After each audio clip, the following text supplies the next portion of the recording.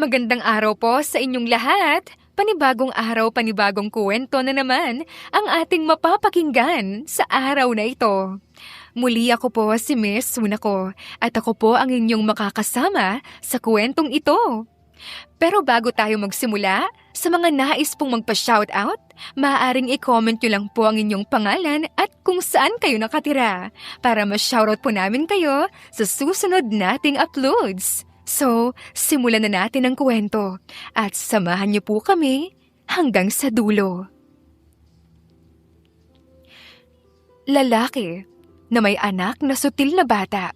Laking gulat na ang teacher ng anak niya ay ang first love niyang 10 taon niyang hindi nakita. Paano kung mag-volunteer itong patinuin ang kanyang anak?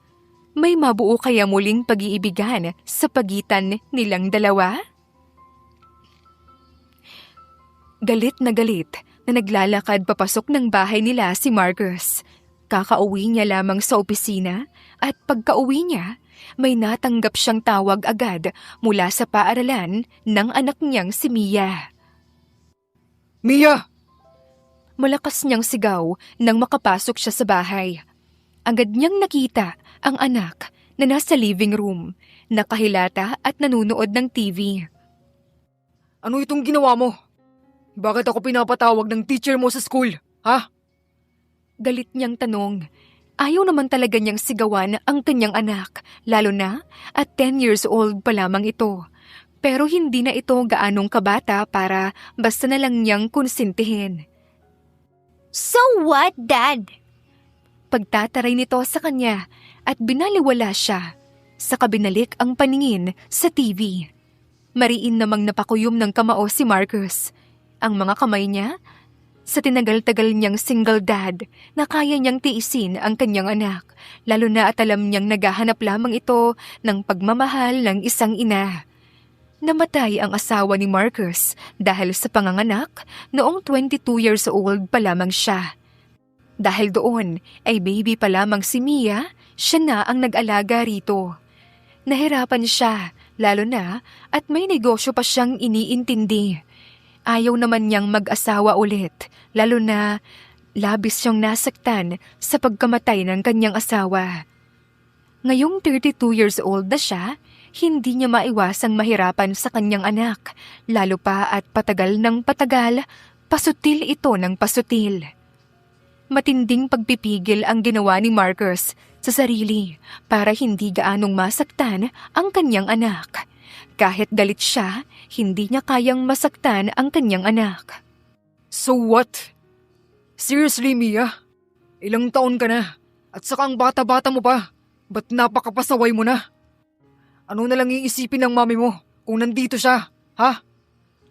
Galit niyang sabi sa bata. Talagang nauubos na ang pasensya niya. Pasakit talaga sa ulo niya ang anak na nagpapasaway. Pumasok ka na sa kwarto mo at matulog na. Bukas, papasok ka at pupunta tayo sa teacher mo. Ubos ang pasensyang sabi niya sa bata at galit na umakyat papunta sa kanyang kwarto. Kinabukasan ay sapilitan pang isinama ni Marcus ang kanyang anak at panay ang ihirap nito habang nasa biyahe silang dalawa. Napailing na lamang siya sa inaasta ng anak niya. Napapagod siya sa inaasta nito, ngunit wala naman siyang magawa. Anak pa rin niya si Mia. Saan ang faculty ng teacher mo? Tanong niya sa bata nang makapag-park sila sa loob ng school. Tamad itong naglakad kaya sinundan na lamang niya ito hanggang sa tumigil ito sa isang room at doon niya nakita ang sign na faculty room. Hindi niya talaga maintindihan kung bakit napakasakit sa ulo ng anak niya. Babae naman ito at elementary student pa lang. Behave, can you? Pakiusap niya sa bata. Matagal muna siyang tinitigan ni Mia bago ito marahang tumango. Fine, as if may choice ako. Mataray nitong sagot sa kanya. Napabuntong hininga na lamang siya at napailing-iling. Maaga yata siyang masisiraan ng bait kung patuloy ang ganitong ugali ng kanyang anak. Bumuntong hininga na lamang si Marcus at kumatok sa pintuan bago iyon binuksan. Pagkapasok niya, walang masyadong guro. Iilan lamang. Saan ang table ng teacher mo? Tanong niya sa anak. Tamad namang itinuro ni Mia ang dulong bahagi ng classroom. Tumungo si Marcus at naglakad na papasok. Binati niya naman ang mga guro na nadaanan niya. Nang makarating sa dulo, mabilis siyang natigilan nang makita niya agad ang babaeng nakayuko dahil sa binabasa nito.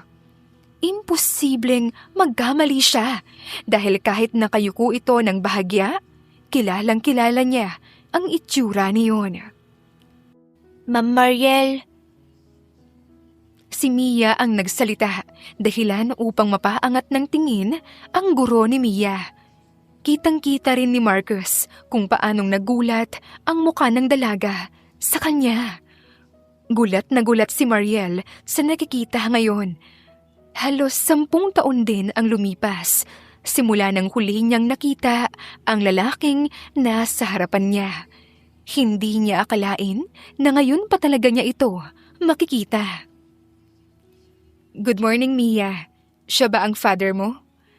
Tanong ni Mariel sa estudyante niya. Tamad naman itong tumango sa kanya bilang sagot. Kahit na gulat siya, pinanatili pa rin niya ang pagiging professional niya. Good morning, mister. Have a seat. Yaya niya rito. Kita naman niya nagulat pa rin si Marcus dahil sa kanya. Kahit naman siya ay magugulat ng ganon kapag muli niyang nakita ang ex niya. Aligagang naupo si Marcus sa harap niya. Ngumiti siya rito at pilit na pinapagaan ang sitwasyon. Mia, kay Mrs. Vargas ka muna. Utos niya sa bata. Hindi naman na ito nagreklamo pa at sumunod na lamang sa utos niya. Ikaw pala ang ama ni Mia. Halos bulong niyang sabi.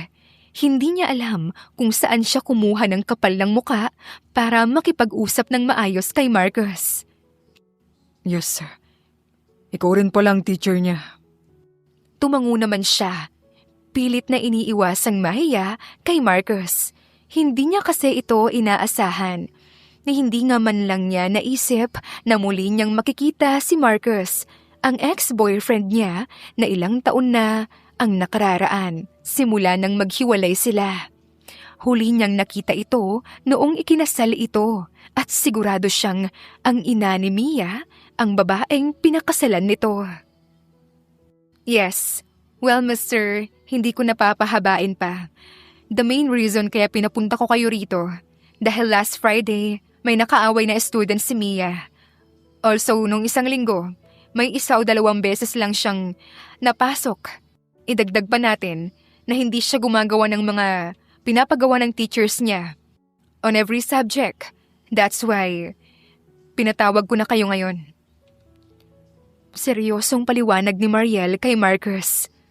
Tumangu-tango naman ito sa kanya at seryosong nakinig. Mia is only grade 5 student. Pero yung tigas ng ulo niya, talagang malala na. Pagkukwento ni Marcus, wala na itong pakialam kung magmukha man siyang kaawa-awa. I really don't know kung ano ang gagawin ko sa anak ko, ma'am. Agad namang nakaramdam ng awa si Mariel. Makikita pa lamang niya sa reaksyon ni Marcus habang nagkukwento ito ay talagang mahahalata mong problemado ito.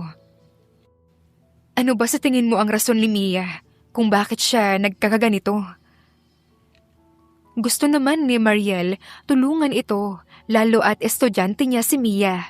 Ngunit hindi niya alam kung paano siya tutulong kung hindi niya alam ang kalagayan ng bata. Para kasi sa kanya ay bata pa ito, kaya't may pag-asa pa itong tumino at mag-ayos sa buhay. Well, baby pa lamang siya. Namatay na ang mami niya sa panganganak. Agad namang napaawang ang bibig ni Mariel sa nalaman. Hindi niya alam ang bagay na yon. Pagkatapos kasi ng kasal ni Marcus noon, lumipad agad siya pa Spain para doon na ipagpatuloy ang pagtuturo niya. 3 taon pa lamang simula nang makabalik siya ng Pilipinas. Sorry to hear that. Mahinang saad ni Mariel. Tumango lamang si Marcus sa kanya at saka nito tinuloy ang kinukwento. Noong una, maayos naman. Nahirapan ako. Oo, aminado ako roon. Lalo na at hindi naman ako sanay sa bata. At lalo mag-isa pa ako. Mabuti na lang nariyan sila mami para gabayan ako. Maayos naman ang pagpapalaki ko kay Mia. Alam kong hindi ako nagkulang sa kanya. O hindi ko rin talaga alam. Basta, nagsimula siya sa pagiging pasaway. Noong naghahanap na siya ng pagmamahal ng isang ina. I can't blame my own daughter. Lalo na't alam kong karapatan naman niya yun. And her feelings are valid. Sa totoo lang, talagang nahihirapan ako ngayon. Medyo magulo ang negosyo ko ngayon. Kaya doon ako nag-focus lately. And si Mia, akala ko tumino na siya kahit papaano. Not until tumawag ka para sabihing pinapatawag mo ako. Talagang hindi ko na alam ang gagawin ko sa anak ko. Nangihinang kwento ni Marcus. Napahilamos naman ito ng sariling muka, habang si Mariel naman awang-awa sa mag-ama. Bumuntong hininga siya kahit alam niyang awkward, hinawakan niya ang kamay ni Marcus para pakalmahin ito kahit papano. Ngumiti siya ng malaki. Normal din naman mapagod bilang isang ama. Hindi ka nagkulang, sadyang may mga bagay na hindi natin kayang punan. Naramdaman ni Mariel na kumalma na kahit papaano si Marcus. Kaya inalis niya ang pagkakahawak dito. Umupo siya ng maayos. Tutulungan kita. I'll help Mia to her studies. And also lilibangin ko rin siya para kahit papaano, gumaan naman ang pakiramdam niya kung ano man ang pinagdadaanan niya. Since she's still my student, wala namang masama roon, di ba? Kita naman niya kung paanong nabuhayan ang mukha ng lalaki. Thank you. I'll be forever thankful with you, Mariel. Sa totoo lang, hindi rin alam ni Mariel kung bakit siya nag-offer ng ganon. Basta ang alam niya, naawa siya sa mag-ama at gusto niyang tulungan ang mga ito, lalo na ang batang si Mia. Mahalaga sa akin ang pagtuturo at trabaho ko ito. Pero mas mahalaga sa akin ang kalagayan ng mga estudyante ko. Kaya kung kaya ko namang tulungan ng bata, gagawin ko. So you don't need to be thankful with me, mister. Gagawin ko naman to para kay Mia. Lalo na't nakikita ko ang potensyal ng bata. Still, thank you pa rin, Mariel. Babawi ako sa'yo. Kung makakabawi agad ako. Seryosong sabi nito. Tumango na lamang si Mariel at hindi na nakipagtalo pa. Maya-maya ay nagpaalam na si Marcus sa kanya dahil may meeting pa ito. Habang sinamahan niya naman si Mia papunta sa classroom nito. Iba na kasi ang teacher nito sa oras na yon dahil tapos na ang subject niya ngayong araw. Mia, teacher is always here, okay? Paalala niya sa bata habang naglalakad sila sa hallway papunta sa classroom nito. I'll be always open for you. If nahihirapan ka, just ask me, okay? Hindi naman sumagot si Mia kaagad at tumungo na lamang. Naiintindihan naman iyon ni Mia kaya't napatungo na lamang talaga siya. 1 linggo ang lumipas simula nang makausap niya si Marcus, pati na rin si Mia. Medyo ilang pa sa kanya ang bata. Pero nakikitaan naman niya ito ng progress. Ngayong linggo, wala itong liban sa klase. Mia? Tawag niya sa bata. Ito na lang kasi ang naiwan sa classroom. Maliban sa cleaners ito, ay wala pa ang yaya nito na palaging sumusundo sa bata. Yes po. Magalang nitong tanong. Napangiti naman doon si Mariel. Nakikita naman niya kasi na mabait talaga ang batang si Mia. Sadyang may mga bagay lang ito na gustong makuha at mangyari. You did a great job this week. Sana magtuloy-tuloy na. Kitang-kita naman ni Mariel kung paanong unti-unting ngumiti sa kanya si Mia, dahilan upang mas matuwa siya. Thank you po. Nakangiti nitong pasasalamat sa kanya. Sakto naman, dumating na ang yaya nito. Akmang aalis na ito, ay mabilis niya itong tinawag at inabutan ng isang paper bag na may laman na cupcake. Para sa'yo, mas galingan mo pa, okay? Nakangiti niyang sabi sa bata at bahagya pang ginulo ang buhok nito. Tumango naman ito sa kanya, saka nagpaalam na. Pakiramdam ni Mariel, gumaan ang kanyang pakiramdam nang makita niya ang mga ngiti ni Mia. Daig pa niya ang pagiging tunay na isang ina dahil sa gaan at saya na nararamdaman niya. Ilang linggo pa ang lumipas at mas naging close pa si Mariel sa bata. Tuwing Sabado ay dumadalaw siya sa bata para turuan ito sa ibang subject na nahihirapan siya at makipagbanding dito. Kahit minsan ay naaabala siya, ay okay lamang sa kanya, lalo na at nakikita niyang masaya si Mia tuwing kasama niya ito at mas nag-i-improve pa ang pag-aaral nito at ito ang mahalaga para sa kanya bilang isang guro. Ma'am, wait lang po ha. May kukunin lang po ako sa room ko. Paalam niya at hinayaan na itong tumaas. Niligpit muna ng dalaga ang ibang notebook ni Mia. Nasa living room pa silang dalawa at nagsasagot ng mga assignment ni Mia. Here. Nagulat naman siya nang may maglapag bigla ng cup of coffee sa harapan niya. Nang magangat siya ng tingin, nakita niya si Marcus. Bahagya siyang nagulat dahil ang alam niya, nasa opisina si Marcus. Thank you. Nahihiya niyang pasasalamat at maliit na ngumiti. Naupo naman si Marcus sa sofa na nasa kanyang harapan. Thank you sa lahat, Mariel. Sabi sa kanya ni Marcus. Tumango naman si Mariel. Okay lang. Masaya naman ako sa ginagawa ko ngayon, lalo na at worth it naman lahat. Totoo yun, walang halong biro. Worth it kay Mariel ang lahat ng ginagawa niya. Kumusta ka naman? Ilang beses pa siyang napapikit bago siya nakasagot. Okay naman ako. Ikaw ba? Sa ilang linggo niyang nakakasama ito, ngayon niya lamang ulit nakausap si Marcus ng maayos. Madalas kasi ay nabati lamang ito sa kanya, lalo na at nagmamadali ito palagi pabalik ng kumpanya. Okay lang din naman ako. Maraming nangyari sa buhay but I'm still okay. Especially kailangan kong magpakatatag para sa anak ko. Good for you then. Seryosong sabi ni Mariel, walang halong kahit ano.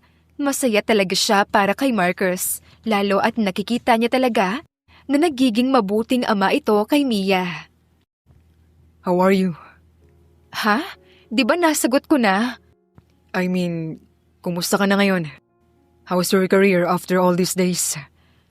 Well, maganda naman ang naging trabaho ko sa Spain. Almost 7 years din akong nandun bilang isang teacher bago nakauwi rito sa Pilipinas. All I can say is, I'm very happy with my decision before. Even may mga bagay akong need bitawan, still worth it pa rin naman kahit papano ang naging decision ko. Sa totoo lang, hindi alam ni Mariel bakit hindi siya na-awkward pag-usapan ng bagay na yon, lalo na at alam niyang siya ang nakipaghiwalay sa kanilang dalawa dahil she chose her career over her love life. Mahal niya noon si Marcus, ngunit mas ginusto pa rin ito na piliin ang pangarap niya. That's nice. Seryoso ako, Mariel. I'm very happy with your success. Even I know na you need to leave me before para sa mga pangarap mo. She's very thankful na kahit alam niyang nasaktan niya noon ng lubusan si Marcus, pinili pa rin itong respetuhin ang desisyon niya at suportahan siya sa bagay na yon. Kaya after their breakup 2 years ago, bago kinasal si Marcus sa ina ni Mia, tinanggap na iyon ng lubusan ni Mariel. Kahit masakit pa rin sa part niya, tinanggap niya dahil gusto niya ring suportahan si Marcus sa naging desisyon nito sa buhay. Maybe everything happened between us has a reason. Tumango naman doon si Marcus. Kasi kung hindi nangyari yon, wala ka ngayong Mia na mahal mo at nagpapasaya sa buhay mo. You're right, Mariel. Nag-usap lamang silang dalawa hanggang sa maya-maya pa, bumalik na rin si Mia galing sa kwarto nito. 2 buwan pa ang lumipas at mas madalas nang napalapit ang loob ni na Mariel at Mia sa isa't isa. Ganoon din naman sina Mariel at Marcus. Mas naging maayos ang ugnayan nilang dalawa at nakakapag-bonding pa siya madalas kasama ang mag-ama. Ate, nagkabalikan pala kayo ni Kuya Marcus ha? Mabilis na napakunot ang noo ni Mariel dahil sa narinig sa nakababatang kapatid. Hindi niya tuloy nagawang kainin ang isusubo niya sanang pagkain. Nasa bahay siya ngayon ng parents niya dahil 1 linggo na walang pasok. At minsan na lang niyang madalaw ang parents niya kaya sinulit na niya. Ano? Anong pinagsasabi mong bata ka? Ang tagal nang hiwalay ng Kuya Marcus mo at ng ate mo. Singit naman ng kanilang ina na kagagaling lamang sa labas. Kahit sino siguro ay magtataka at magugulat sa sinabi ng kapatid niya. Kaya nga, baliw ka ba? May anak na nga rin yung tao, ganyan pa pinagsasabi mo. Sorry dumaan lang kasi sa feed ko yung post ni Kuya Marcus. Nakasama mo ang anak niya with caption na, "Thank you for everything, Riel." Shalakate! Kita naman niyang dali-daling lumapit ang ina sa kapatid na si Zella at tiningnan ang cellphone nito. Anak, nakipagbalikan ka na pala kay Marcus. Abay, ayos yan. Hindi. Mabilis niyang putol. Uminom muna siya ng tubig saka nagpaliwanag. Walang kami, okay? Friends lang kami. Patingin nga ako ng post. Agad namang lumapit sa kanya si Zell at pinakita ang post. Nang makita ni Mariel ang picture, alam niya na agad kung kailan at saan yon kinuha. Last week lang yon dahil nag-request si Mia na gumala silang 3, lalo na at 1 linggo silang hindi magkikita. Hindi naman alam ni Mariel na kinuhanan pala sila ng picture ni Marcus at ipinost iyon sa social media. Bakit friend mo si Marcus? Bakit ate, selos ka ba? Pangaasar pa sa kanya ng kapatid, kaya't inis niya itong binatukan na ikinadaing naman ng kanyang kapatid. Ito naman hindi mabiro. Bakit anak? Hindi mo ba friend yan? Mabilis namang tumango bilang sagot si Mariel. Ganon? Hindi nga nawalan ng koneksyon ang batang yan sa amin. Bakit hindi ko alam yan? Dahil sinabi mo noon ate sa amin na ayaw mo nang makarinig pa ng tungkol kay Kuya Marcus. Kaso mabait si Kuya. Kahit nahiwalay na kayo, naaalala pa rin niya kami. Kaya nga kahit noong namatay ang asawa niya, hindi na rin nasabi sa'yo dahil hindi namin alam kung paano namin sasabihin. Ayaw naman naming magalit ka. Mabuti naman at ayos na kayo anak. Lagi ako niyan kinakamusta at hindi siya nakakalimot. Talagang napakabait niyang bata. Ayos naman kasi kami noon, nung naghiwalay kami. Natahimik naman silang mag-ina. Mabuti na lang talaga at nakuha ng kapatid niya ang timpla niya, kaya bigla nitong iniba ang usapan. Nakahinga ng maluwag si Mariel dahil doon. 1 linggo ang lumipas at balik na sa pagtatrabaho si Mariel. Kakatapos lang niya ngayong turuan si Mia sa isang subject nito. Mariel? Tawag sa kanya ni Marcus, nang akmang aalis na sana siya sa bahay nito. Bakit? Hatid na kita. Napatigil naman si Mariel sa kinatatayuan. Ilang segundo pa ang lumipas bago siya nakasagot. Sure. Nakangiti niyang sagot. Ngumiti naman ng malaki sa kanya si Marcus. Tahimik ang naging biyahe nilang dalawa papunta sa kanilang apartment. Kaya laking pasalamat ni Mariel nang sa wakas ay magsalita si Marcus. Talaga bang ayaw mong tanggapin ang bayad ko? Sa totoo lang, hindi na mabilang ni Mariel kung ilang beses na siyang tinanong ng ganoon ni Marcus. Marcus, ilang beses ko bang sasabihin sa'yo na ginagawa kong lahat ng ito dahil gusto kong tulungan ang bata, kaya hindi ko kailangan ng bayad? Seryosong sagot niya. Narinig niya naman ang pagbuntong hininga ni Marcus habang seryoso ang mukha nito na nakatingin sa daan. But at least, can I treat you sometimes? Makabawi man lang, please. Marahan namang nagbuga ng buntong hininga si Mariel. Mukhang wala naman siyang choice kundi pumayag na lang sa gusto nito. Okay, walang problema. Basta hindi ako tatanggap ng pera mo. Kitang-kita naman ni Mariel kung paanong napalitan ng saya at nakangiti ang mukha na ngayon ni Marcus na kanina ay sobrang seryoso. Napangiti rin siya ng palihim dahil doon. Hindi akalain ni Mariel na seseryosohin iyon sobra ng binata. Dahil 1 linggo ang lumipas, halos araw-araw ito na may dala sa kanyang pagkain sa school. Minsan ay may pa-deliver pa ito. Hindi nga pera ang nakukuha niya, unlimited supply naman. Hindi tuloy alam ni Mariel kung maiinis siya o matutuwa dahil sa mga nangyayari. Let's date. Mabilis na naibuga ni Mariel ang iniinom niyang kape dahil sa biglang sabi ni Marcus sa kanya. Nasa bahay sila ni Marcus ngayon dahil inaya siya ni Mia manood ng movie sa bahay ng mga ito. Dahil hindi siya bastang makahindi sa bata, pumayag na lamang siya. Hey, are you okay? Nag-aalalang tanong ni Marcus sa kanya at dinaluhan siya nito. Agad nitong pinunasan ang mga natapong kape at binigyan siya ng 1 baso ng tubig na siya namang agad nitong ininom. Oo, hirap niyang sabi. Pakiramdam niya ay may bumara sa kanyang lalamunan. Sorry, nabigla ka ba? Gusto niya tuloy itong irapan dahil talagang nagawa pa nitong magtanong. Kahit sino naman siguro na mag-ex ay magugulat kung ganoon ang tanong bigla na wala naman lang warning. Sino ba namang hindi magugulat sa tanong mo? Ang random pa. Seryosong sagot niya. Medyo nakabawi na dahil sa nangyari. Hindi naman siya galit. Nagulat lang talaga siya. Oh, sorry. I mean, let's date with Mia. Bonding, ganun. Oh, sorry. What I mean is, let's date with Mia. Bonding, ganun. Ang hindi maintindihan ni Mariel ay bakit ito naaligaga. Pero napatungo na lang siya bilang sagot. Hindi niya man maamin.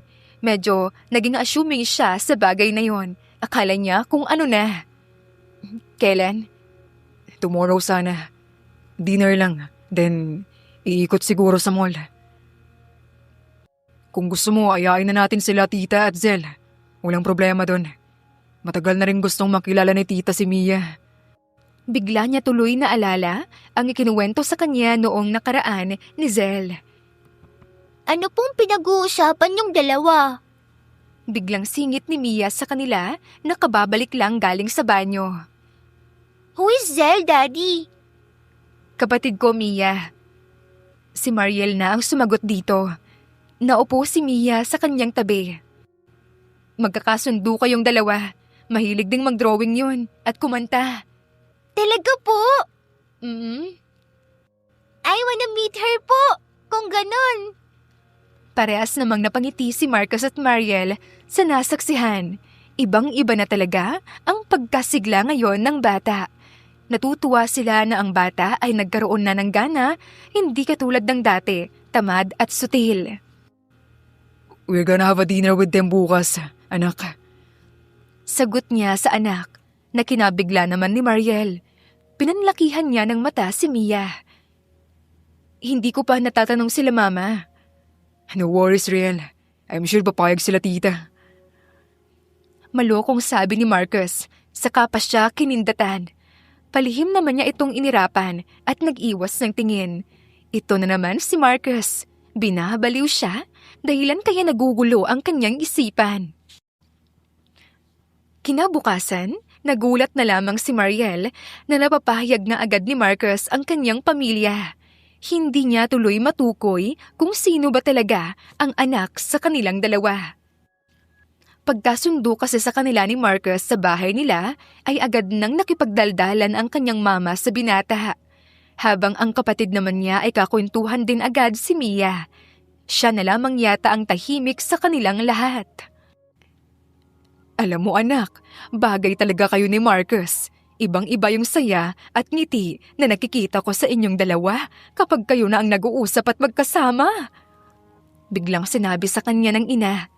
Nasa loob sila ngayon ng restaurant kung saan nagpa-reserve si Marcus.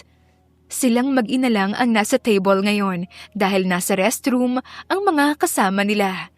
Napakunot naman ng noo si Mariel sa narinig. Ma, never mo akong sinabihan ng ganyan noong kami pa ni Harvey. Si Harvey ang naging boyfriend niya noon sa Spain. Maayos naman ang naging relasyon nilang dalawa. Naghiwalay sila dahil hindi siya gusto ng magulang nito na siya namang sinunod ni Harvey. Ala, tigilan mo ako sa kanya. Ayoko naman kasi talaga sa lalaking yon. Mama's boy. Mahal ka pero hindi kanya kayang ipaglaban. Magkaibigan lang kami ni Marcus, ma. Iyon naman kasi talaga ang tingin niya sa status nilang dalawa ngayon ni Marcus. Pinandilatan siya ng mata ng sariling ina. Alahoy, kilalang-kilala kitang bata ka. Halatang may nararamdaman ka sa kanya. Nagsalubong naman ang mga kilay ni Mariel dahil doon. Hindi niya matukoy kung ano ba talaga ang pinararating nito sa kanya. Ano bang ibig mong sabihin, ma? Saka saan mo ba nakukuha ang mga pinaparating mong ganyan?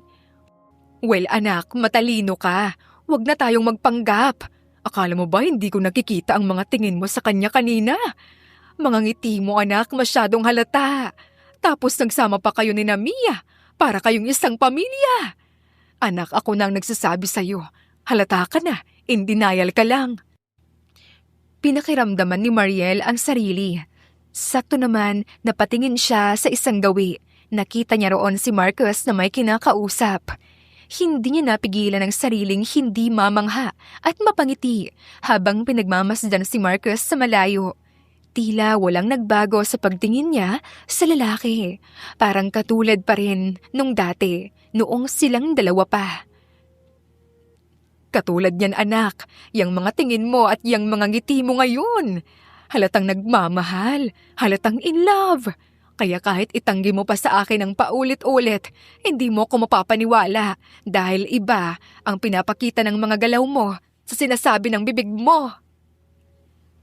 Nilingon ni Mariel ang ina at nagpakawala ng malalim na buntong hininga. Ayaw niya nang lokohin pa ang kanyang sarili.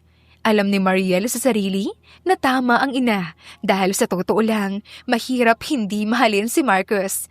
Lalo na, ito pa rin ang Marcus na minahal niya noon. Walang nagbago.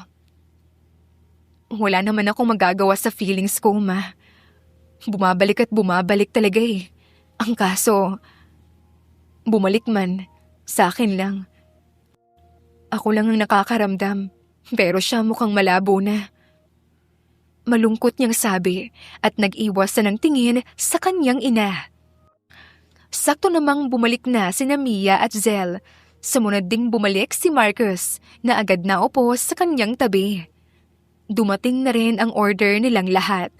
Dahil doon ay hindi na muli pang napag-usapan ng ina ang topic na yon. Sumapit ang gabi. Habang pinagmamasdan niya si Marcus, isa lang talaga ang nasigurado niya. Muli niyang minamahal ang lalaking mahal na mahal niya noon. Ang kaibahan nga lang ngayon, si Mariel na lamang ang nagmamahal sa kanilang dalawa. Isang buwan ang lumipas, mas naging malapit pa sina Mariel at Marcus sa isa't isa. Kung titingnan nga sila ng ibang tao na hindi sila kilala, baka isipin sa kanilang dalawa ay mag-asawa. Lalo at palagi nilang kasama si Mia. Ang tagal naman yata ng daddy mo ngayon, sabi ni Mariel kay Mia. Labasan na kasi ang mga bata kanina pa, pero si Mia ay hindi pa makakauwi dahil wala pa rin si Marcus. Nakasimangot na kasi si Mia, kaya medyo nag-aalala na siya. Ganoon din sa ama nito. Sabi kasi nito ay pupunta na ito, ngunit halos 1 oras na ang nakalipas, wala pa rin. I don't know, Mom. Walang ganang sagot niya kay Mariel. Ramdam naman ni Mariel ang pagiging mainipin ni Mia. Napabuntong hininga naman si Mariel. Nalulungkot na agad siya sa isipin na magagalit si Mia sa ama. Sa ilang buwan kasi nilang pagkakasama ay hindi niya na nakita ang sutil na si Mia. Akmang magsasalita na muli siya nang may biglang tumawag sa kanya. Mariel? Mabilis na napalingon si Mariel sa paligid niya kung saan nanggaling ang boses ng isang lalaki. Ganoon na lang ang gulat niya nang makita kung sino yun. Harvey? Gulat niyang tawag sa pangalan nito. Malaki naman nang umiti si Harvey at hinakbang ang pagitan nilang dalawa. Agad nitong nilingon ang bata na nasa kanyang tabi. Who is she? Anak mo? Yes, I'm his daughter, mister. Kitang-kita naman ni Mariel ang gulat sa mukha ni Harvey. Kahit sino ay magugulat, lalo na 4 na taon pa lamang naman silang dalawang hiwalay. Gusto man ni Mia na magpaliwanag ay hindi niya magawa dahil alam niyang sa oras na itanggi niya si Mia, magtatampo ito sa kanya. Oh really, kid? Tanong ni Harvey kay Mia. Nang makita ni Mariel na papatol pa ang bata, nakisali na siya. Harvey, umuwi ka pala. Ano palang ginagawa mo rito? Pag-iiba niya ng usapan. Mula kay Mia ay nalipat ang tingin ni Harvey sa kanya. Of course, uuwi ako. This place is my hometown too, Mariel. Hindi man lang nawala ang ngiti nito sa labi. Sa totoo lang, hindi narito komportable si Mariel. Sadyang ayaw lang niyang magmukhang masungit. Akala ko kasi hindi mo kayang iwan ang mami mo sa Spain. Sabi na lang niya at pilit na ngumiti. Pumwesto si Mariel sa likod ni Mia, sa kahinawakan ang balikat nito. Uuwi na kami ng anak ko. Why? Let's talk muna. Hindi na natapos ni Harvey ang sasabihin nang biglang magsalita si Mia na siya namang kinagulat ni Mariel. Daddy! Sigaw na saad ng bata at umalis sa harapan niya. Hindi alam ni Mariel kung bakit pero bigla siyang kinabahan nang malaman niyang nariyan na si Marcus. Dahan-dahan siyang humarap sa gawin ng lalaki. Ganoon na lang ang gulat at pagtataka niya nang makita ang seryoso at masungit na mukha ni Marcus na matalim na nakatingin kay Harvey. Then who is he, Mariel? Seryosong tanong ni Harvey sa kanya habang nakaturo pa ito kay Marcus na ngayon ay masama ang tingin sa kanila. Hindi talaga maintindihan ni Mariel. The more na mas tumatagal ang ganitong tingin ni Marcus, ay mas natatakot at kinakabahan siya bigla. Animoy may malaking kasalanan siyang nagawa. Anong pakialam mo kung sino ako? Sino ka ba? Magkakasunod na paglunok ang nagawa ni Mariel dahil sa kabang nararamdaman niya. I'm her ex-boyfriend. Bakit?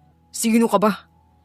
Mayabang namang balik ni Harvey, saka ngumisi. Nang mapansin ni Mariel na hindi na talaga maganda ang timpla ni Marcus at bago pa umabot sa gulo, umawat na siya sa pagitan ng dalawa. Harvey, umuwi ka na. Magsasara na rin ng school. Tiningnan muna siya nito ng ilang minuto bago ito umiling-iling na umalis na.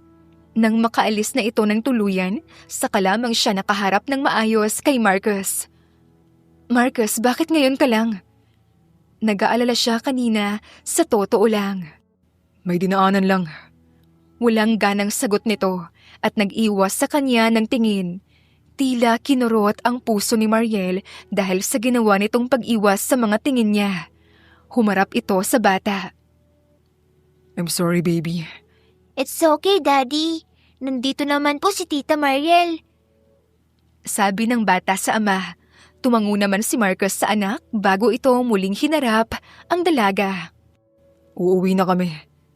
Sumabay ka na sa amin. Aya sa kanya ni Marcus. Pinakatitigan ni Mariel ang mukha nito. Pakiramdam niya ay malungkot ito na hindi niya maintindihan. Ayaw niyang mag-assume, ngunit para bang nag-iba ang timpla ni Marcus dahil sa usapan nila kanina. Wag na. Hindi na niya natapos ang sasabihin dahil agad na siyang pinutol ni Marcus na siyang ikinatahimik niya.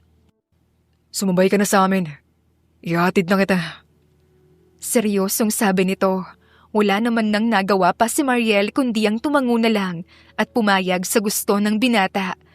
Sa kanyang nakikita ay may bahid ito ng galit na hindi niya maintindihan kaya ayaw na niyang makipagtalo pa. Sa kanilang buong biyahe, tahimik silang dalawa. Tanging si Mia lang ang nagsasalita sa kanilang dalawa at kinakausap sila. Sinasagot na lamang nilang dalawa ang mga tanong nito kapag nagtatanong. Unang hinatid ni Marcus ang anak sa bahay nila. Hindi alam ni Mariel kung bakit, ngunit hindi na lang siya nagtanong pa. Nang makarating silang dalawa sa apartment niya, hindi niya magawang bumaba kaagad. Pakiramdam niya ay kailangan nilang dalawa ni Marcus na mag-usap. Hindi niya yata kayang matulog na hindi sila maayos. Marcus, okay lang ba tayo? Kabadong tanong niya. Kahit natatakot at kinakabahan siya, naglakas loob siya. May tayo ba, Mariel? Kasi, nang malaman kong ex-boyfriend mo yun, kahit selos na selos ako kanina, wala akong magawa kasi nga, wala rin namang tayo. Wala akong karapatan. At isa pa, ex mo na rin ako. Malungkot na saad ni Marcus. Hinarap siya nito. Saka mapait na ngumiti. Umuwang naman ang labi ni Mariel at mas lalong hindi nakapagsalita kahit gulat na gulat siya. Marcus. Hindi pa ba halata kung gaano kita kamahal noon? Mas malala pa ngayon. Mahal na mahal kita, Mariel. Hindi ko yata kayang mapunta ka pa sa iba. Hinawakan ni Marcus ang mga kamay niya at marahan niyong hinaplos-haplos. Nagsiselos ako kanina, kaso wala akong karapatan. Iyanong laban ko. Gusto ko, magkaroon ng tayong muli, Mariel. Gusto ko maging girlfriend ka ulit. Gusto ko magkabalikan tayong dalawa. Gusto kitang ligawan ulit, Mariel. Hindi ko alam kung sasagutin mo ulit ako o ano. Pero I wanna pursue you again hanggang sa maging sakin ka ulit. So please, Riel, allow me. Malambing niyang pahayag sa kamatamis na ngumiti. Hindi maipaliwanag ni Mariel ang nararamdaman niya. Magkakahalong saya, kilig at pagkabigla ang nararamdaman niya ngayon. Buong akala niya kasi siya lang ang muling nahulog sa kanilang dalawa. Gusto niyang maiyak dahil sa magkahalong nararamdaman niya.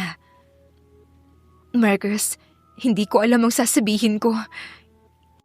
Hindi kita mamadaliin, Mariel. Ayoko rin naman ng ganun.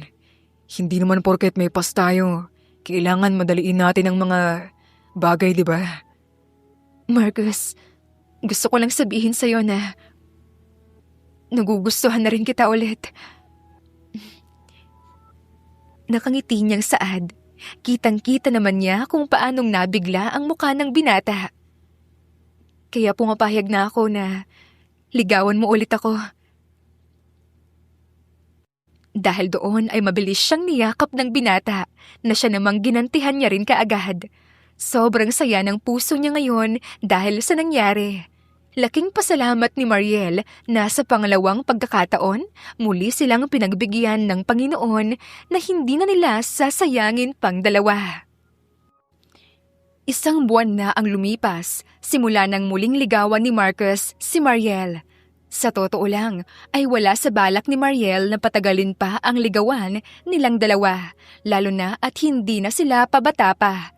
Tanggap din sila ni Mia, at ang bata pa ang pinakamasaya sa totoo lang. Tita, ibig po bang sabihin, pag naging kayo ni Daddy, mami ko na po kayo? Oo naman, Mia. Pwede mo akong maging mommy hanggang kailan mo gusto. Agad siyang nagulat nang bigla siyang yakapin ng bata ng mahigpit. Kahit gulat, ay niyakap na rin niya ang bata, pabalik, at muling napangiti. Thank you po, tita. Alam niyo po, sobrang tagal ko nang gustong magkamami. Mabuti na lang, kayo po ang napili ni Daddy na mahalin niya. Malambing na saad ng bata. Parang hinaplos naman ang puso ni Mariel sa narinig. Sobrang saya niya talaga, natanggap siya ni Mia bilang kaniyang ina.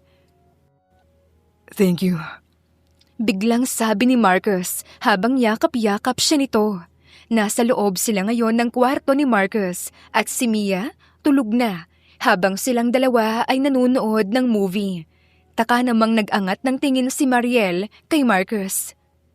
Bakit? Ninitian naman agad siya ni Marcus at saka mas hinigpitan ang yakap sa kanya. Mas hinilig naman ni Mariel ang sarili sa dibdib ng binata. Narinig ko ang usapan niyo ni Mia kanina. Thank you for loving and accepting my daughter as your daughter. Even she is not yours. Hindi ko alam noong una kung bakit ka binalik sa akin ng Panginoon. Ngunit ngayon, alam ko na kung bakit. Dahil alam ng Diyos na ikaw ang nararapat sa akin. Alam niyang mamahalin mo ang anak ko katulad ng isang ina. Alam niyang kaya mong tanggapin lahat sa akin. Alam niyang ikaw ang babae na talagang para sa akin. Malambing na sabi ni Marcus.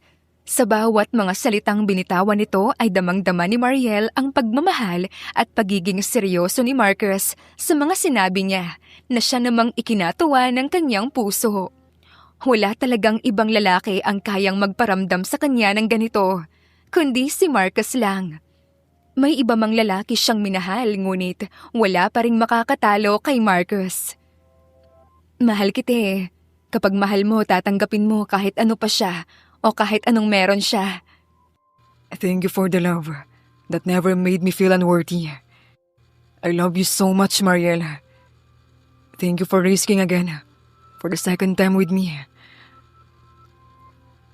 Ilang linggo pa ang lumipas at walang araw na hindi nagkulang sa kanya si Marcus. Mas napapadalas din ang pagbabanding nila ni Mia na para ba talaga silang mag-ina. Kulang na lang ay sa bahay na ni Marcus manirahan si Mariel. Ngayon ang araw na pinaghahandaan ni Mariel. Ngayong araw kasi ay balak niya nang sagutin si Marcus. Ayaw niya pang dagdagan ng araw na maghihintay ito sa matamis niyang oo, lalo at alam naman nila sa isa't isa na mahal nila ang bawat isa. Sila ka ate, paganda ka naman ng sobra. Pangaasar sa kanya ng kapatid na si Zel. Napaerap naman si Mariel sa narinig. Nasa bahay kasi siya ngayon ng pamilya niya dahil pinaalam niya sa mama niya ang plano niya. Hindi naman na ito kumontra pa dahil gusto rin naman ng ina niya si Marcus na magbalikan silang dalawa. Mas masaya pa talaga ito kesa sa inaakala niya. Hay nako, hayaan mo nga yung ate mo. Ang mabuti pa ay mag-boyfriend ka na rin at nang matuwa ka din sa buhay mo. Sabi pa ng ina nila sa kapatid na mas ikinatawa ni Mariel. Sa kanila kasing dalawang magkapatid, mas ligawin naman talaga si Zel. Sadyang ayaw lamang nito. Iyon ang hindi niya malaman ang dahilan. No thanks, kaya na yan ni ate. Natawa na lamang ang mag-ina. Pinagpatuloy naman ni Mariel ang ginagawa niya.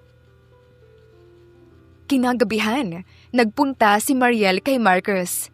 Sa totoo lang, simpleng dinner lang naman ang mangyayari, pero nag-effort pa rin talaga siya na mag-ayos, lalo at espesyal ang araw na ito para sa kanya. Wala si Mia ngayon dahil hiniram muna ito ng mga grandparents niya. Wow! Manghang saad ni Marcus sa kanya nang makita siya nito. Napangiti naman siya dahil sa naging reaksyon nito. Ang ganda mo, sobrang ganda. Manghang-manghang saad ng lalaki. Natulala pa ito ng ilang segundo bago ito muling nabalik sa realidad. Hindi naman maiwasan ni Mariel ang hindi mahiya. Sa totoo lang, ngayon lang ulit siya nag-ayos ng ganito, lalo na sa ilang taon na ang lumipas ay puro trabaho ang inatupag niya. Thank you. Nakangiti niyang pasasalamat. Kinuha naman ni Marcus ang kanyang kamay at pinagsaklop ang mga palad nilang dalawa. Saka siya nito inayang magpunta sa dinner table. Doon nakita ni Mariel ang dinner na hinanda ni Marcus para sa kanilang dalawa. Siya ang nag-request na mag-dinner silang dalawa.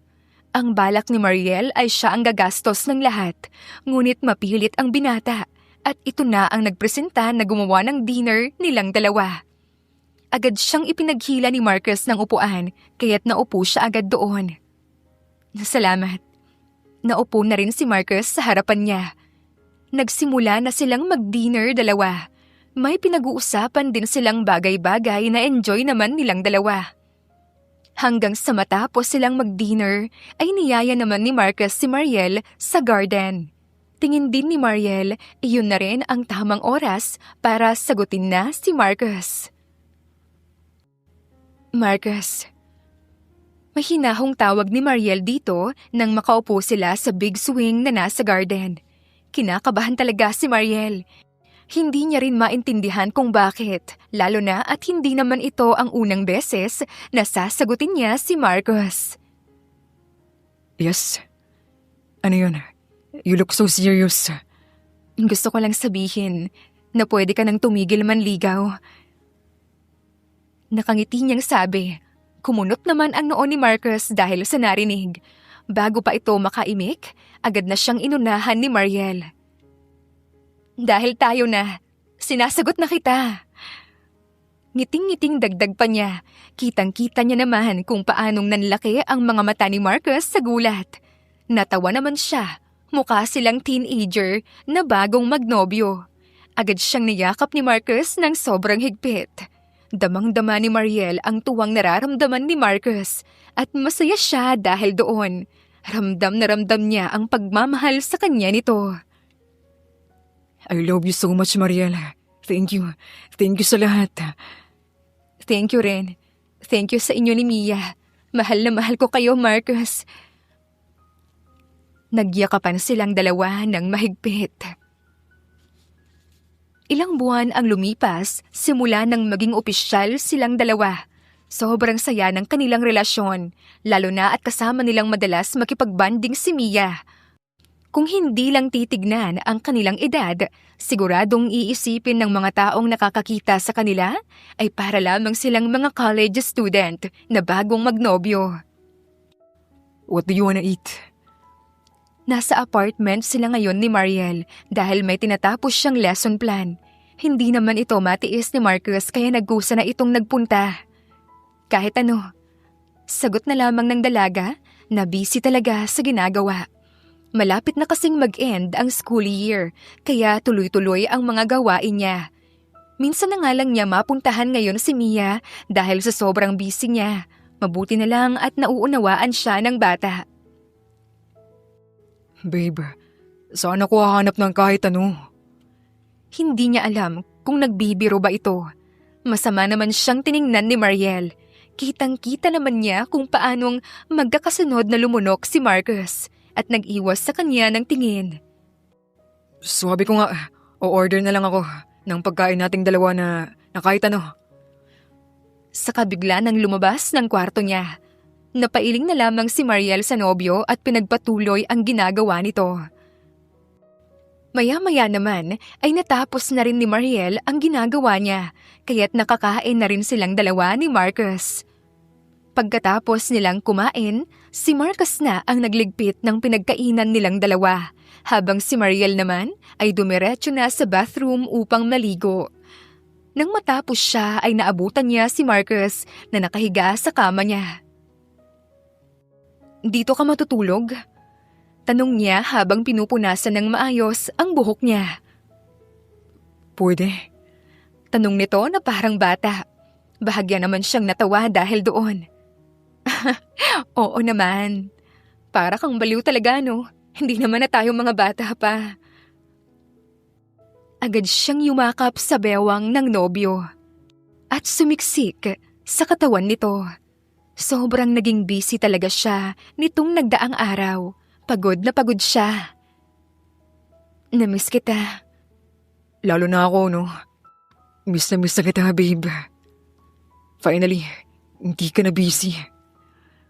Napangiti na lamang ang dalaga dito at mas dinama ang yakap nito. Sa tuwing nakayakap siya sa nobyo, damang-dama niya ang pahingang gustong-gusto niyang maramdaman talaga sa tinagal-tagal ng panahon. Ilang linggo ang lumipas, madalas na umuuwi si Mariel sa bahay ni Marcus. Kaunti na nga lang ay doon na siya tuluyang manirahan. Mabilis na natigilan si Mariel sa ginagawa nang may biglang kumatok sa pintuan ng bahay ni Marcus.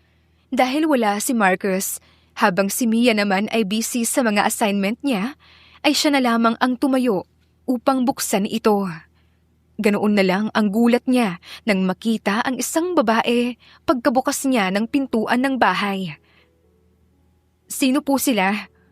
Takang tanong niya sa babaeng nasa kanyang harapan. Nakasuot ito ng mini black dress at makapal na makeup na nagbigay ng aura sa mukha nito. I'm Ria. So, totoo ngang may bago na si Marcus. Taas kilay na sabi nito sa kanya. Napakunot naman ang noo niya kasabay ng pagsalubong ng kilay niya, si Mariel. Sino ka ba? Ang yabang mo naman, hindi ka naman asawa. Girlfriend pa rin ako. At sino ka ba? Anong kailangan mo? Akmang magsasalita na si Ria nang may biglang magsalita sa likuran ni Mariel. Tita Ria? Boses iyon ni Mia, sabay silang napaharap sa bata.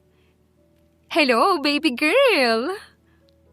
Galak namang bati ni Ria sa bata at basta na lamang nalagpasan si Mariel sa kayumakap sa bata. Napaawang naman ng bibig si Mariel sa gulat at paggalito. Naguguluhan siya ngayon sa nangyayari. Mia, who is she? Pansin din kasi ni Mariel na nagulat ang bata sa biglaang paglapit ni Ria rito, kaya't bahagya niya itong nailayo. She's my tita po, Mami. Stepsister po siya ng totoo kong Mami. Sagot naman ni Mia. Matagal na rin simula nang tawagin siya ni Mia bilang mommy at hinayaan naman niya ang bata sa gusto nito at masaya naman siya dahil doon. Kita niyang kumunot ang noo ni Ria dahil sa narinig nito. Mami, ang kapatid ko ang ina mo, Mia. Lihim namang napairap si Mariel sa narinig. Malakas na agad ang pakiramdam niya na hindi maganda ang dulot sa kanila ni Ria. Pakiramdam niya, masama itong damo. She's my mommy too, tita. My new mommy is Tita Mariel, so please respect her. Mia, go to your room muna. Finish your homework. Utos ni Mariel sa bata. Agad naman itong tumalima at dali-daling tumakbo paakyat. Nang silang dalawa na lamang ni Ria ay muling bumalik ang nakangisi nitong muka. I can't believe na nakuha mo na ang loob ng bata para lamang makuha si Marcus. Ano bang pakialam mo? Stepsister ka pala. Pero daig mo pa ang tunay na pamilya ni Mia at Marcus kung makaasta ka. Saka, kahit hindi kukunin yung loob ni Mia, I'm very sure magugustuhan pa rin ako ng ama niya dahil umpisa pa lang naman naging sa akin na siya. Nangaasa rin niyang nginisihan si Ria. Kitang-kita naman niya ang umuusok nitong ilong. Mabilis siya nitong binangga at dali-daling umalis. Pinanood niya itong lumabas ng gate at ngumisi. Sure ako sa balak niya. Kapal ng mukha niya. Iling-iling niyang saad at sinara na ang pintuan ng bahay at dali-daling bumalik sa ginagawa. Ayaw naman niyang magpaka-stress dahil sa nangyari. Ilang araw ang lumipas at tama nga ang hinala ni Mariel sa stepsister ng namatay na asawa ni Marcus noon. May gusto nga ito sa kanyang nobyo, kay Marcus. Kay Marcus niya mismo nalaman ang bagay na yon. Well, matagal nang umamin sa akin si Ria. Pero I didn't expect na till now, hindi pa rin siya nakaka-move on. Nasa loob sila ngayon ng kwarto ni Marcus. Kakatapos lang nilang maligo pareho at handa na sanang matulog. Bakit ngayon mo lang sinabi sa akin nagpunta siya rito? Napanguso naman si Mariel at nanlalambing na yumakap sa nobyo. Sa totoo lang, wala naman nang balak pa si Mariel na sabihin ang bagay na yon kay Marcus, lalo at hindi na muli pang nagpakita sa kanila si Rhea. Ngunit hindi siya matahimik hanggat hindi niya nakukumpirma kung may gusto ba ito sa nobyo niya. Kaya sinabi niya na kay Marcus ang bagay na yon. Busy ka, busy ako. Don't worry, babe. Kapatid lang ang turing ko sa kanya. Dahil kapatid pa rin naman siya kahit papano. Nang ina ng anak ko. Tumango na lamang si Mariel at mas yumakap sa kanyang boyfriend. Ilang linggo pa ang lumipas, naging payapa naman ang buhay nilang tatlo. Kaya isang araw, laking gulat na lamang ni Mariel nang bigla siyang iwasan ni Mia. Hindi niya alam ang dahilan nito. Ayos pa naman sila kagabi ni Mia. Kaya takang-taka siya nang makauwi ito sa bahay ng mga ito, hindi siya nito pinansin. Mia? Tawag niya sa bata nang makapasok siya sa silid nito. Masamang tingin agad ni Mia ang sumalubong sa kanya. May problema ba, anak? Huwag mo akong tawaging anak. Mia, bakit? Ano bang nangyari at nagkakaganyan ka? Kinakabahan at natatakot na siya. Nasaktan din siya sa sinabi ni Mia sa kanya, lalo na at tinuring niya itong parang tunay niyang anak. You are a liar. Huwag kang lalapit sa amin kahit kailan. You are cheater. Galit nitong bulalas at binato siya nito ng kung ano-anong madampot nito. Mabuti na lang na ilagan niya ang iba sa binato sa kanya ng bata. Napakunot naman ng todo ang noo ni Mariel sa sinabi ng bata. Hindi niya maintindihan kung saan nito nakuha ang pinagsasabi nito. Mia, ano bang sinasabi mo? Anong sinungaling ako? Anong cheater ako? Takang-taka niyang tanong. Sa totoo lang, gusto niyang magalit sa bata, ngunit ayaw naman niyang sabihan ito ng kung ano-ano, kaya pinigilan na lamang niya ang sarili. Stop lying, Mariel! Cheater ka! Gusto mo lang ng pera ni Daddy, kaya gusto mo siya. Kaya mo ako tinulungan, mukha kang pera. Galit na sigaw ni Mia at saka ito tumakbo papasok sa bathroom na nasa kwarto at nag-lock ng pinto. Umuwang naman ang labi ng dalaga. Hindi ito makapaniwala sa narinig sa bata. Nasaktan siya sa sinabi nito.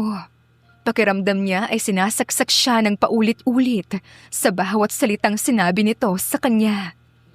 Marahas na nagbuga ng hangin si Mariel, saka nagpa siya nang lumabas sa kwarto ni Mia. Agad siyang nagpunta sa kwarto nila ni Marcus at nagkulong doon. Wala kang kasalanan, babe. Pagpapagaan ng loob sa kanya ni Marcus. Ilang linggo na ang lumipas, simula nang sabihin iyon sa kanya ni Mia. Walang araw na hindi nagagalit sa kanya ang bata at pilit siyang pinapalayas sa poder nilang mag-ama. Wala namang magawa si Mariel kundi hayaan si Mia. Ngunit ngayon, hindi niya na alam ang gagawin niya. Nagre-rebelde na muli si Mia. Nagiging sutil na naman ito at ayaw pumasok. Kitang-kita niyang nahihirapan si Marcus sa sitwasyon ng anak, ngunit hindi lamang nito pinapahalata sa kanya. Naawa na siya kay Marcus. Hindi ko alam kung saan nakukuha ni Mia ang mga bagay na yun. Hindi ko magagawa ang mga bagay na yun. Malungkot na saad ni Mariel. Hanggang ngayon dinidibdib pa rin niya ang lahat ng sinabi ni Mia sa kanya. Hanggang ngayon ay marami pa rin siyang katanungan patungkol sa bagay na yon. I know, babe. Alam kong hindi mo magagawa ang mga bagay na yun. Hayaan mo, kakausapin ko si Mia. Maayos din natin to. Ilang araw pa ang lumipas at mas lalong lumalala ang gulo sa pagitan nila. Akala ni Mariel ay maayos pa, ngunit sa tingin niya ay hindi na. Lalo na at parang nagtanim na ng galit sa kanya si Mia. Mia, may hinahon ngunit seryosong tawag ni Mariel sa bata. Handa siyang gawin ang lahat ng gusto nito, umayos lang muli ito. Nakikita kasi ni Mariel na nahihirapan na si Marcus sa kanilang sitwasyon. Halatang hindi lang nagsasabi dahil ayaw nitong mag-isip pa siya ng kung ano. What? Masungit nitong tanong sa kanya. Nakahiga ito sa kama habang naglalaro sa iPad na hawak nito. Ano bang gusto mong gawin ko para umayos ka lang? Sa totoo lang, gusto niyang magalit kay Mia, lalo at napakawalang galang nito sa kanya. Ngunit talagang nagtitimpi pa rin siya. Minahal naman niya ang bata kahit papano at anak ito ng kanyang nobyo. Oo, huwag mo lang papahirapan ng daddy mo. Tumungo-tungo naman si Mia sa kanya at tumayo ito mula sa pagkakahiga. Seryoso siyang tiningnan. Simple. Makipaghiwalay ka kay Daddy at huwag ka nang lalapit sa amin ulit. My dad deserves someone better, not a cheater like you. Seryosong sagot ni Mia. Mapait na ngumiti si Mariel at tumango-tango. Masakit man sa kanyang parte ngunit ito talaga ang gusto ng bata, ibibigay niya. Lalo at napapagod na rin siya sa kanilang sitwasyon. Nasasaktan na siya at naawa na rin siya sa kanyang nobyo. Magiging maayos ka ba kapag ginawa ko yon? Matutuwa ka ba pag nangyari ang gusto mo? Kitang-kita niyang natigilan si Mia, ngunit tumango ito bilang sagot. Okay, fine. Gagawin ko ang gusto mo, just to make sure. Huwag mo nang papahirapan ng daddy mo. Agad na nga siyang nagpunta sa kwarto ni Marcus. Agad naman niyang naabutan ang binatang nakatutok sa laptop nito. Halata na ang pagka-stress nito na siyang mas kinaawa ni Mariel. Maliban kasi sa stress na ito sa trabaho, ay nasa stress rin ito sa kanyang anak. Marcus. Mahinahong tawag niya. Marahan namang humarap sa kanya ang nobyo. Magkakasunod na paglunok ang nagawa ng binata. Masakit man ngunit kailangan niyang gawin dahil sa huli, palaging may magsasakripisyo sa pag-ibig. Yes. Maghiwalay na tayo. Babe, ano bang pinagsasabi mo? Mabilis na nag-iwas ng tingin si Mariel sa kanya. Ayoko na. Pagod na ako. Nakakasawa na yung ganito. Nasasaktan na ako. Napapagod na ako, Marcus. Ayaw sa akin ang anak mo kaya ayoko nang magtagal pa sa relasyon nito. Agad namang naramdaman ni Mariel ang marahang pagbitaw ni Marcus sa kanyang braso. Pakiramdam niya ay tila sinasaksak ngayon ang puso niya. Tapusin na natin to. Ayoko na. Pagod na ako. Yun ang huling sinabi ni Mariel at dali-dali nang lumabas ng kwarto ni Marcus at umalis na siya ng bahay ng mga ito. Nang makahanap siya ng masasakyan, ay doon na niya hindi napigilan ng sarili na umiyak. Magkakasunod ang patak ng mga luha niya. Labis siyang nasaktahan ngunit wala siyang magawa. Lalo, ito na rin ang naging desisyon niya. Isang buwan ang lumipas at ilang linggo niya nang hindi nakita si Marcus. Wala siyang kontak rito dahil blinak niya ito. Kumuha rin siya ng leave sa paaralan kung saan siya isang guro. Kaya maski si Mia ay hindi niya nakita. Mabuti na lang at pinayagan siyang mag-leave. Sumapit ang araw ng pagbabalik niya sa trabaho. Kailangan niya nang bumalik sa trabaho. Nakapagpahinga na rin siya kaya maayos na siya kahit papano. Tingin niya rin ay kaya niya na muli na magturo. Mabilis na natigilan si Mariel sa paglalakad papasok sa trabaho nang makasalubong niya si Ria. Nakangisi itong nakatingin sa kanya. Akmang lalagpasan na lamang niya ito ngunit mabilis siya nitong hinarang. So, how's your life, cheater? Maarting tanong nito. Agad namang kumunot ang noo ni Mariel sa narinig. Ngayon sigurado na siya kung sino ang nanira sa kanya kay Mia. So, ikaw nga ang nanira sa akin kay Mia? Gigil niyang tanong kay Ria. Una pa lamang ay may ideya na siya, ngunit hindi niya gaanong pinagtuunan yun ng pansin. Yes, ano naman magagawa mo? Ayaw na sa'yo ni Mia. I'm sure ako na ang magiging mommy niya. Baliw ka rin ano? Lakas ng amats mo. You think, once nahiwalayan ko si Marcus, magiging sayo na siya? Kung noon pa man, wala ka na palang chance. Ngayon pa kayang nandito pa rin ako? Inaasar niya si Rhea. Wala siyang balak rito magbatalo, lalo at alam niyang may laban siya. Better luck next time, crazy girl. Sa kanya ito nilagpasan. Natatawa lang siya kay Rhea at the same time naaawa dahil alam niyang siya pa rin ang pipiliin ni Marcus kahit ano ang mangyari. Isang linggo ang lumipas, simula nang makabalik sa trabaho si Mariel, naging maayos naman ang pagtuturo niya kahit pansin niyang naiilang sa kanya si Mia. Ayaw na niyang palalain pa ang sitwasyon na meron sila. Ginabi na ng uwi si Mariel dahil sa school niya na tinapos ang mga lesson plans niya. Ganoon na lang ang gulat niya nang makita si Marcus sa labas ng apartment niya. Nakatayo ito sa gilid ng sasakyan nito habang nakatingin sa pintuan ng kanyang apartment. Isang buwan din niyang hindi nakita si Marcus. Hindi maitatanggi na na-miss niya talaga ito ng sobra. Marcus, halos bulong niyang tawag sa pangalan ng dating kasintahan. Gulat na gulat siya. Agad naman siyang nilingon ng binata. Isang malaking ngiti ang binungad nito sa kanya na siyang ipinagtaka naman niya. Hindi alam ni Mariel kung paanong nagagawa pa siyang ngitian ni Marcus kahit nasaktan niya na ito dahil sa desisyong ginawa niya.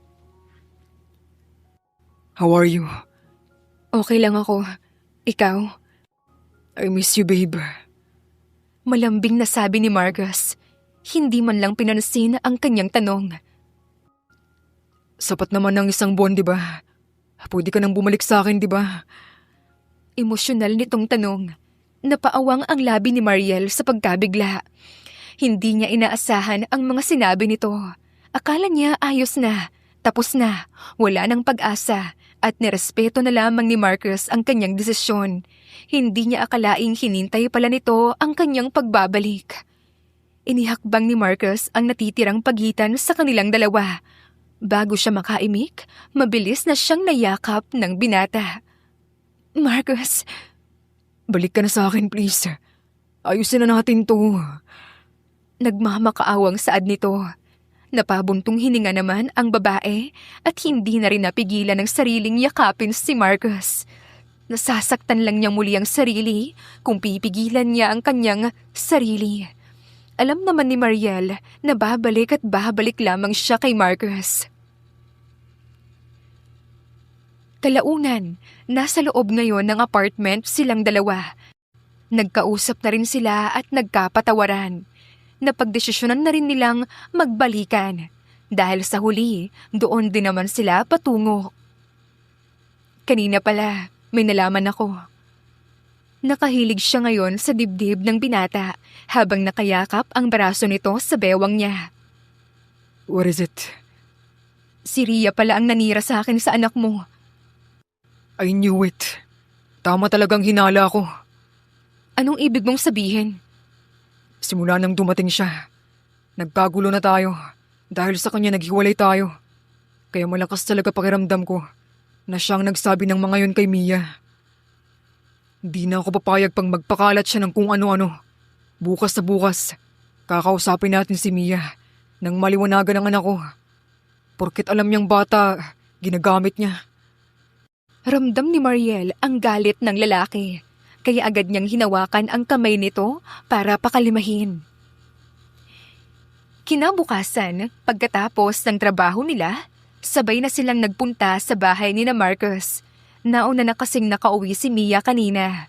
Kita agad ni Mariel ang paggunot ng noo ni Mia nang makita siya nito na kasama ang ama nito. Daddy, ano pong ginagawa ni Tita Mariel dito? Hindi napigilan ni Mariel ang ngumiti. Pakiramdam niya, wala na ang galit na nararamdaman sa kanya ni Mia. Baby, can we talk? Malambing nitong tanong. Agad namang tumango ang bata at binaba ang iPad nito. Agad na naupo si Marcus at Mariel sa tabi ni Mia. Ano po bang pag-uusapan natin, Daddy? Ang tita Ria mo bang nagsabi sa'yo ng mga bagay na yon tungkol sa tita Mariel mo? Seryosong tanong ni Marcus. Kita ni Mariel na nagdadalawang isip si Mia, kaya't nagsalita na siya. Inamin na sa akin ng tita mo, kaya sana sabihin mo ang totoo sa amin, Mia. Si Tita Ria nga po. Sinabi niya rin po sa akin na huwag kong sabihin sa inyo. Kasi nagsisinungaling lang daw po kayo sa akin. Halatang naguguluhan ang bata. Napahabuntong hininga na lamang si Mariel at hindi napigilan ng sariling hindi yakapin si Mia. Kahit naging sutil ito sa kanya, parang anak niya na ito. Mia, kahit kailan hindi ko magagawa yun. Siniraan lang ako ng tita Ria mo sa'yo para magalit siya sa akin dahil ayaw niya sa akin. Po, bakit naman po kayo sisiraan sa akin ni Tita Ria? Dahil gusto niya ang daddy mo. Ayaw niyang maging kami ng daddy mo. Gusto niya siya ang maging asawa ng daddy mo. Ganun po ba? Sorry po, Tita Mariel. Hindi ko po alam na sinisiraan lang kayo sa akin ni Tita Ria eh. Sorry po if naging bad akong bata sa inyo. It's okay, baby. You're still young. Marami ka pang bagay na hindi alam. Malambing niyang sabi kay Mia at muli itong niyakap. Ang gaan na ng pakiramdam nila ngayon. Pakiramdam nila ay nabawasan sila ng problema at dinaramdam sa buhay. Nang magtama ang mga mata nila ni Marcus, malaki itong ngumiti sa kanya. I love you. Emosyonal na saad ni Marcus. Hindi man lang naalis ang titig sa kanya. Malaki rin namang napangiti si Mariel dahil doon. Mahal din kita. Mahal na mahal ko kayo ng anak mo. Nakangiting saad ng dalaga. Sumama si Marcus sa yakapan nila ni Mia at nagyakapan silang tatlo na parang isang pamilya. Napahiwalay lang silang tatlo nang biglang bumukas ang pintuan ng bahay ni Marcus at iniluwa noon si Ria. Nakabusangot agad ang mukha nang makita siya. Napangisi agad si Mariel at tumayo sa pagkakaupo. Ganoon din si Marcus. What are you doing here? Galit na tanong ni Ria. Akmang sasagot pa lamang si Mariel, naunahan na siya ni Marcus. Ikaw, anong ginagawa mo rito, ha? Galit niyang sigaw kay Ria. Kita naman ni Mariel ang gulat sa mukha nito. Marcus, bakit ka ba nagagalit sa akin? May care lang naman ako. Wala akong pake sa care mo. Hindi ko hinihingi yan, Ria. Hindi kita papatulan sa mga kalokohan mo dahil kapatid ka pa rin ng yumao kong asawa. Pero dahil isa ka sa rason kung bakit masisira ang pamilya ko, hindi ako magdadalawang isip na patulan ka. Mabilis na itinago ni Mariel si Mia sa likuran niya at nilapitan si Marcus para pakalmahin ito. Umalis ka na ngayon din. Huwag na huwag ka nang muling magpapakita sa akin. Kundi, idedemanda kita. Tahimik lang naman si Mariel na pinapanood ang mga ito. Kitang-kita niya kung paanong namula ang mga mata ni Ria dahil sa pagbabad siya ng iyak. Galit na galit siya nitong tiningnan at tumalikod na sa kanila. Padabog itong lumabas ng bahay ni na Marcus. Pakiramdam ni Mariel, gumaan ang kanyang pakiramdam, lalo ngayon at tapos na rin ang gulo na meron sa pagitan nilang lahat. Ilang buwan ang lumipas, nabalitaan na lang na umuwi na si Ria sa Amerika. Laking gulat pa ni Mariel na mismong ang ina ni Ria ang humingi ng paumanhin sa kasalanan ng anak nito. Sa nagdaang buwan, naging masaya naman sila. Kulang na nga lang talaga sa isang bahay na lang sila manirahan para isa na silang ganap na pamilya. Happy birthday. Malambing niyang bati, sabay halik sa pisngi ng nobya. Napangiti naman si Mariel, yumakap si Marcus sa bewang niya. dahil kaarawan ng nobya nito na pagpasyahan nilang mag-celebrate sa isang kilalang beach resort. Ngayon, kakatapos lang ng celebration, silang dalawa na lang ang natitira sa tabi ng dalampasigan. I love you so much. Thank you for everything. Thank you sa pagdating sa buhay ko, babe. Emosyonal at malambing na sabi ni Marcus sa kanya at pinatakan naman ng halik ang labi niya na agad naman niyang ginantihan. Mahal na mahal din kita, Marcus. Actually, hindi na nga ako umasa noon na magkakabalikan pa tayo. It's been 10 years nung maghiwalay tayo dati. Kinasal ka na rin noon, kaya talagang di na ako umasa. Pero ang dami kong what if noon. What if hindi ko na-reject ang proposal mo? Ano kaya ang lagay natin? Kumusta kaya ang career natin? May Mia kayang mabubuo? Inihilig naman ni Marcus ang baba nito sa leeg niya at seryoso siyang pinakinggan.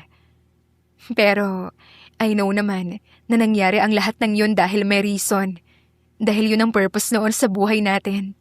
Kasi kahit anong mangyari, kung tayo talaga, di ba? Ngiting-ngiting kwento niya bago umikot paharap kay Marcus at agad itong hinalikan sa labi. Mahal na mahal kita, Marcus. Sorry sa nangyari noon. Pangako, hindi na ako mawawala pa sa'yo. Mahal na mahal din kita at hindi ko nahahayaan pa na mawala ka sa akin. Kaya pakasalan mo na ako. Magpakasal na tayo, Mariel. Mas nagulat siya at agad na naiyak nang may ilabas itong singsing at agad sinuot sa palasingsingan niya nang wala nang tanong-tanong pa. Hindi ko na kailangan ng sagot mula sa'yo, babe. Hindi na ako papayag pa na hindi ka makikasal sa akin. Kung kailangan kitang itali sa akin, gagawin ko. Kau talaga? Thank you. Magpapakasal ako sa'yo, Marcus. Palaging ikaw lang ang pipiliin ko. May mga pagsubok man, hindi tayo susuko.